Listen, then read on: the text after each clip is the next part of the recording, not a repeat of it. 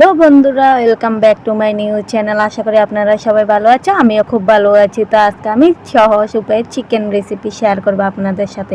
তো প্রথমে চিকেনটা ধুয়ে পরিষ্কার করে টমেটো একটু দিয়ে মেরিনেট করে রেখে দিব। তো এখানে মশলার জন্য প্রথম পেঁয়াজ কুচি, কাঁচা লঙ্কা, রসুন আর একটু আদা আর একটু জিরে আর একটু ধনিয়া দিয়ে এখন পেস্ট করে নিব।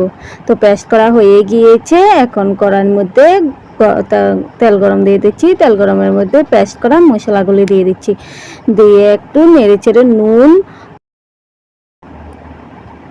হলুদের গুঁড়ো দিয়ে এখন একটু ভাজা ভাজা করে নিব।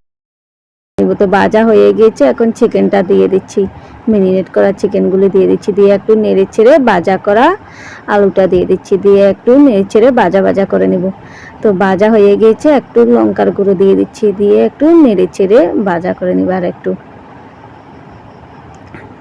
তো ভাজা হয়ে গিয়েছে, এখন একটু জল দিয়ে দিব, জল দিয়ে একটু টাইম ফুটিয়ে নিব। ফুটিয়ে নেওয়া হয়ে গিয়েছে, এখন মশলা একটু দিয়ে দিচ্ছি, মশলা দিয়ে আর একটু নেড়ে ছেড়ে দিব। তো হয়ে গিয়েছে চিকেন রান্না, বাটির মধ্যে নিয়ে নিচ্ছি। ভিডিওটা ভালো লাগলে লাইক কমেন্ট সাবস্ক্রাইব করে